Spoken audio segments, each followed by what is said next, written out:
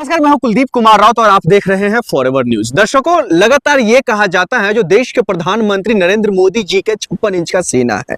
आखिरकार इसकी सच्चाई क्या है, हकीकत क्या है, वो सब आपने देख लिया। एक वक्त पर कहा जा रहा था जो देश के प्रधानमंत्री नरेंद्र मोदी जी छठ मनाने के लिए फिल्टर पानी में उतरेंगे, उसके बावजूद वो उस पानी में तो नहीं उतरते हैं। लेकिन उसके जो कई आलोचक है वो लगातार ये कहते हुए दिखाई दे रहे थे जो आखिरकार मोदी जी क्यों नहीं पहुंचे हैं। क्या मोदी जी डर गए हैं या फिर पूर्वांचल जो कहा जाता है बिहार के जो आन बान शान छठ पूजा है, क्या उसका अपमान हुआ है? इसी पर चर्चा करेंगे। हमारे साथ मोहित शर्मा जी मौजूद हैं, पेशे से वकील हैं और हर एक मुद्दों पर बेबाकी से अपना बयान रखते हैं। सर, आपका बहुत बहुत स्वागत है। क्या आप मानते हैं मोदी जी के पास 56 इंच का सीना है? पहली बात तो यह है कि देश के तमाम लोग नरेंद्र मोदी जी के बारे में अच्छी तरीके से जानते हैं और जो नहीं जानते उनको भी पता चल जाएगा। ये वो प्रधानमंत्री है, जब मुख्यमंत्री था तो टायर फटने की आवाज को बम का धमाका समझकर घर छोड़ के भाग गया था। ये बात आपको पता है? तो ऐसा मुख्यमंत्री जो टायर फटने की आवाज को बम का धमाका समझकर घर छोड़ के भाग जाए, वो व्यक्ति कैसे 56 इंच का हो सकता है? आप मुझे ये बताओ। और दूसरी बात, ये इनका काम सिर्फ देश दुनिया में झूठ बोलने का है। ये जो कल तक चिल्ला रहे थे कि जो राम को लाए हैं अब तालिबान को लाएंगे और हिंदू को डराकर एक बार फिर वोट चुराएंगे, यही इनका काम है। कल तक तो राम को लाने की बात कर रहे थे, आज तालिबान को भी लेकर आ गए। और सबसे बड़ी चीज ये कि बिहार के लोगों को तो ऐसा ठगने का काम कर रहे हैं देश के प्रधानमंत्री। एक और तो जात पात के नाम पर बिहार के लोगों को बांटते हैं कि यहाँ मेरा कुर्मी समाज है, यहाँ मेरा पासी समाज है, यहाँ मेरा तेली समाज है। अब कहाँ गया वो आपका सारा समाज? जब वो सारा समाज छठ पूजा मना रहा था, आप कहाँ थे? आपने छठ पूजा क्यों नहीं मनाई? और आप तो फिल्टर पानी में उतर रहे थे कि जमुना जी साफ हो गई। आपके इतने सारे जो नेता हैं, जो रील वाले नेता है, रियल वाले नहीं, ये जो रील वाले नेता है, कोई नेता पहले से ही पानी की बोतल में पानी लेके उतरा था, कोई वीडियो बनाने के चक्कर में डायरेक्ट जमुना जी में ही गिर पड़ा। और दूसरी बात ये कि आपके प्रदेश का मुख्यमंत्री, आपका मुख्यमंत्री योगी आदित्यनाथ, जो बिहार में जाकर चुनाव प्रचार कर रहा है, कभी दिल्ली में आ रहा है, उसके प्रदेश के अंदर छठ पूजा के मौके पर इतनी बड़ी घटना हो जाती है कि कई लोग लापता हो जाते हैं और कई लोग नाव जो है वो पलट जाती है और कई लोग पानी में गिर जाते हैं। आपकी क्या व्यवस्था थी? एक और तो आप पूर्वांचलों का वोट लेने की बात करते हैं और दूसरी ओर जिस तरीके से पूर्वांचल के लोगों को ठगने का आप काम करते हैं वो सबको दिख रहा है। दूसरी बात ये, मेरे पीछे आप देख रहे हैं, दिल्ली की आबो हवा इतनी जहरीली हो चुकी है कि दिल्ली के अंदर सांस लेना भी मुश्किल है। सारा पैसा सिर्फ और सिर्फ नेताओं और मंत्रियों के ऊपर खर्च हो रहा है। तमाम चीजों का ठेकेदार हम मोदी जी पर फोड़ेंगे सिर्फ? एक बात आप मुझे बताइए, देश का प्रधानमंत्री मोदी है या कोई और है? अगर कोई और हो तो उसके ऊपर भी फोड़ लेंगे थोड़ा, या नेहरू पर फोड़ दें? बताइए ना आप मुझे, किस पे फोड़े? आप मुझे ये बताइए कि देश का प्रधानमंत्री कौन है? कौन है देश का? नरेंद्र मोदी जी। तो देश में बेरोजगारी का जिम्मेदार कौन है? आप बताइए। अरे कैसी बात करें, जब देश में देश का प्रधानमंत्री मोदी है तो बेरोजगारी का जिम्मेदार भी वो है, बात तो वो कह रहे हैं, महंगाई का जिम्मेदार भी वो है, हर चीज का, महिलाओं की लुट्टी आबरू का जिम्मेदार भी वो। जब एक बात आप मुझे बताओ, जिस सुप्रीम कोर्ट का राम मंदिर का निर्णय सुप्रीम कोर्ट देता है, जब ये उसका क्रेडिट अपने आप ले लेते हैं, पुलों का क्रेडिट अपने आप लेते हैं, तो एक बात मुझे बताओ, जब ब्रिज गिरेंगे बेरोजगारी होगी, जब रोजगार निकलता है तो उसका क्रेडिट भी तो लेते हैं, तो बेरोजगारी का क्रेडिट किसको जाएगा? इसलिए तो मोदी जी कहते हैं बिहार में जाकर के इस बार फिर से एक बार मौका दो, बिहार को हम जो दशा और दिशा फिर बदल देंगे।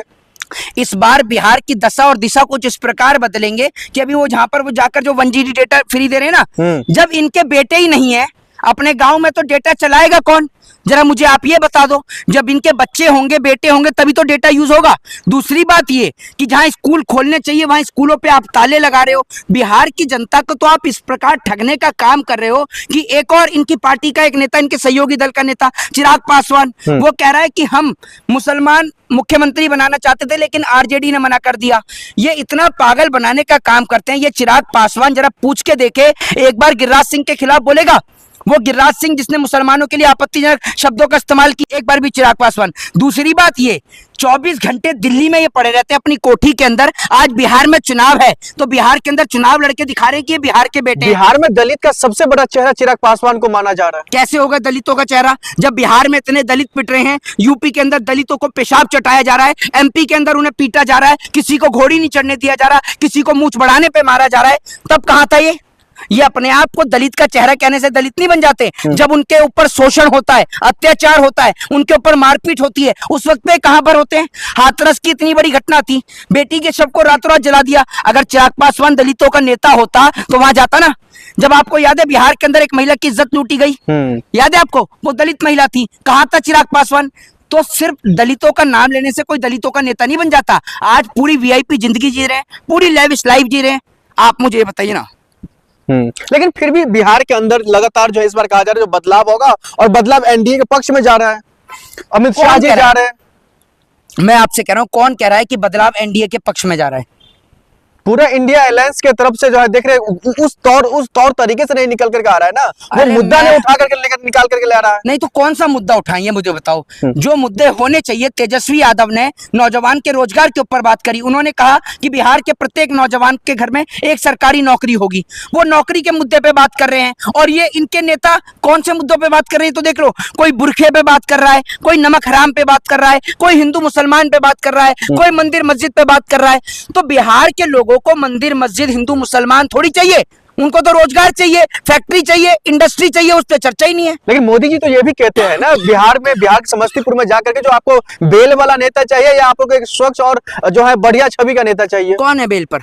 तेजस्वी यादव, राबड़ी देवी, तेज प्रताप यादव और क्या कहते हैं लालू प्रसाद यादव। अच्छा, अब मुझे ये बता दो कि चलो ये तो बेल पर हैं, देश के गृह मंत्री अमित शाह क्या थे? ये तो गूंगे हो गए, आवाज ही चली गई। क्या थे वो? अरे वो थे ना, अभी प्रेजेंट में है ना। क्या थे? अब भी तो अपने मुंह से बताओ क्या थे। इनकी आवाज नहीं निकलेगी, गूंगे हो गए। इसको कहते हैं चापलूसी और चाटुकारिता। तड़ीपार देश के गृह मंत्री थे, वो किसी को नजर नहीं आया। जो उत्तर प्रदेश का मुख्यमंत्री, अपराधी मुख्यमंत्री चुनाव प्रचार कर रहा है, उसके ऊपर कितने मुकदमे दर्ज थे। आज आप सत्ता में आ गए, आपकी सहयोगी प्रधानमंत्री बन गए, एक सहयोगी जो तड़ीपार था वो गृह मंत्री बन गया, उसके हाथ में लॉ एंड ऑर्डर की जिम्मेदारी दे दी। तो आप समझ रहे हो कि आप बहुत बड़े राजा हरिश्चंद्र हो? आपसे बड़ा चोर और डकैत और माफिया कौन था? जरा ये बताओ ना आप मुझे। आपसे बड़ा चोर डकैत कोई था? आपकी पार्टी का नेता वो कुलदीप सिंह सेंगर बेटी की इज्जत लूटता है? आपकी पार्टी का एक मुख्यमंत्री जिसके ऊपर कई मुकदमे चल रहे थे, हैं? वो लोग, ऐसे लोग, और अपने आप को आप कहते हैं कि दूसरों को आप कहते हैं बेल पर। आप तो डायरेक्ट तड़ीपार थे, आप तो समाज में बैठने के योग्य नहीं थे। दूसरे की बेल तो नजर आ रही है, अपनी तड़ीपार नजर नहीं आ रही आपको। है कहा तो ये भी जा रहा है ना, जो बिहार के अंदर में सिर्फ व्यापारी बता रही है मोदी साहब। कितने नाम दोगे? कांग्रेस व्यापारी बता रही है मोदी साहब जी को बिहार में जाके। अच्छा, वो व्यापारी बता रही है, तो ये तो बहुत बड़े साहूकार है ना। ये तो बहुत बड़े साहूकार है मोदी जी, और ये आपके क्या कहते हैं अमित शाह जी, तो बहुत बड़े साहूकार है। ये अडानी को 1 रुपए में जमीन नेहरू ने दी है या राहुल गांधी ने दी है? बताओ ना आप मुझे, किसने दिए? अब बताओ। अरे बता तो दो। तो व्यापार नहीं बढ़ाएंगे क्या? कारोबार नहीं बढ़ाएंगे क्या सरकार? किसका? बिहार की भलाई के लिए हो रहा है, बिहार वासियों के लिए कर रहे हैं, तो उसमें भी आपको मतलब जो है। तो देश के अंदर अडानी के अलावा और कोई बिजनेसमैन नहीं है और कोई कॉर्पोरेटर नहीं है। देश की आम जनता के घर को तो आप उजाड़ने का काम कर देते हो, उसकी झुग्गियों को इलीगल बताकर उसके घर पर बुलडोजर चला देते हो। अगर 1 रुपये में अडानी को जमीन मिल सकती है तो 1 रुपया तो देश का प्रत्येक गरीब दे सकता है। तो उन गरीबों को घर क्यों नहीं देते? उनको छत क्यों नहीं देते? है आप में सवाल का जवाब? या अडानी मोदी जी का रिश्तेदार है जो उसी को सब कुछ देंगे?